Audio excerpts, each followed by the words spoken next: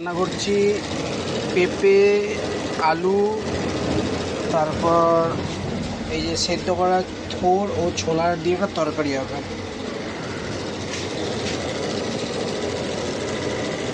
তো তার জন্য কটা শুকনো লঙ্কা তেলে দিয়ে দিলাম, একটু পাঁচফোড়ন দিয়ে দিচ্ছি, একটু কালো জিরে,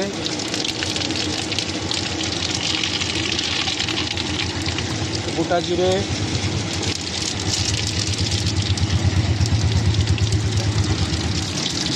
কটা তেজপাতা। এবার আমি এতে আলুটা দিয়ে দেবো।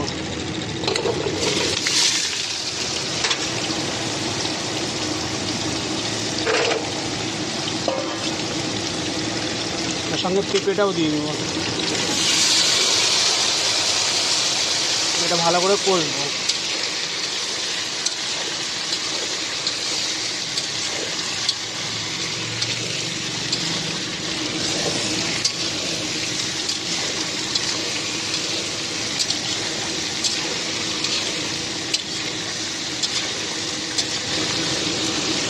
তো একটু হলুদ দিয়ে দেবো।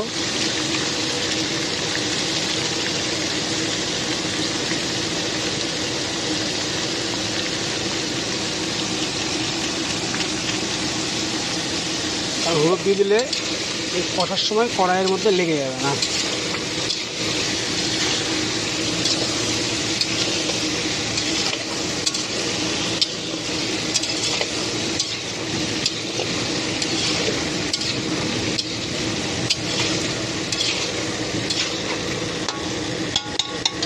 লঙ্কা দিয়ে দিয়েছি, আবার একটু নেড়ে দেবো।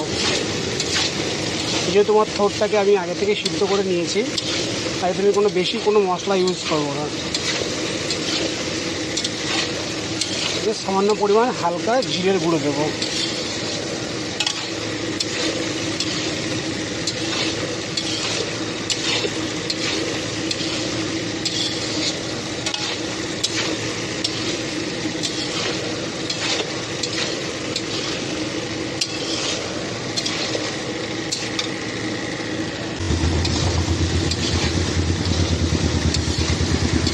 এটা মোটামুটি ভাজা হয়ে এসছে। এবার এর মধ্যে আমি কিছু পরিমাণ মশলা যেটা আছে সেটা দিয়ে দেবো। যেমন সামান্য পরিমাণ আদা,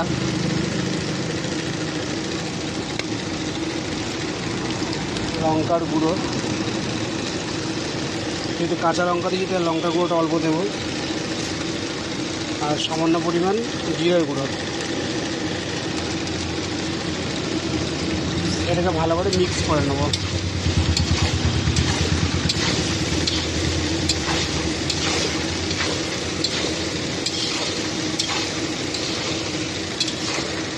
দিয়ে দেবো একটু লবণ।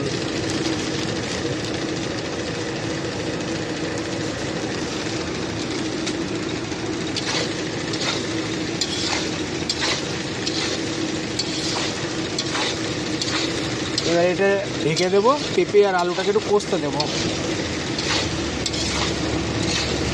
যেহেতু আমার ওটা সেদ্ধ করা আছে, এটা 75 হয়ে গেলে আমি ওটার সাথে অ্যাড করে নেব। এবার এটাকে সম্পূর্ণটা দিয়ে দেবো।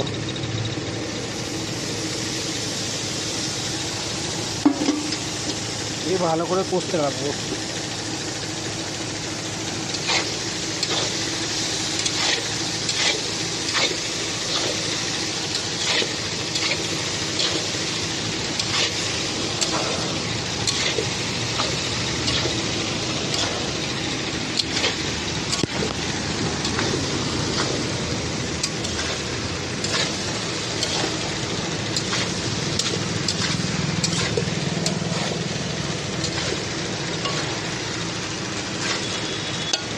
এবার স্টিমটাকে মিডিয়াম করে ঢেকে দেবো।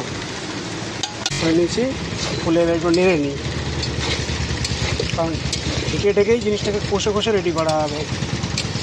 হ্যাঁ, জল যদি পরিমাণ কিছু লাগে তো দেবো, নাহলে দেবো না। আর আর বেটার হবে এটাকে কষে কষে রেডি করা, কারণ এর মধ্যে থেকে একটু একটু করে জল বেরোবে।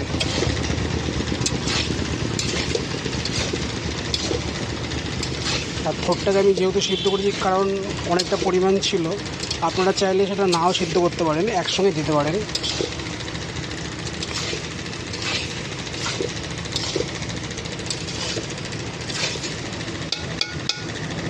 আবার এটাকে আমি একটু ঢেকে দেবো,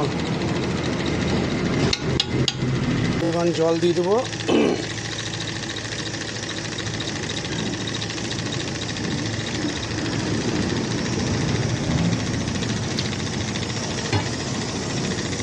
নেড়ে চেড়ে ঢেকে দেবো।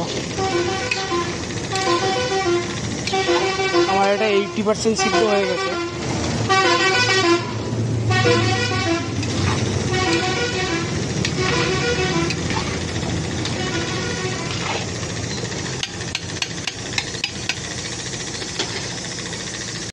দেখুন আমার এটা হয়ে গেছে। তো এর মধ্যে হালকা চিনি অ্যাড করব, শুধু স্বাদের ফ্লেভারটা চেঞ্জ করার জন্য।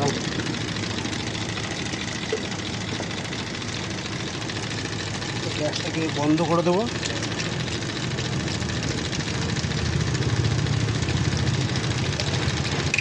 এবার এতে ঘিটা দিয়ে দেবো।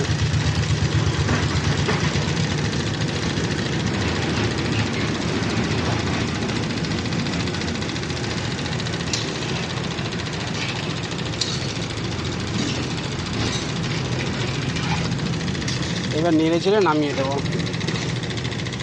তো আমার এটা রেডি হয়ে গেছে, আমি নামিয়ে নিয়েছি।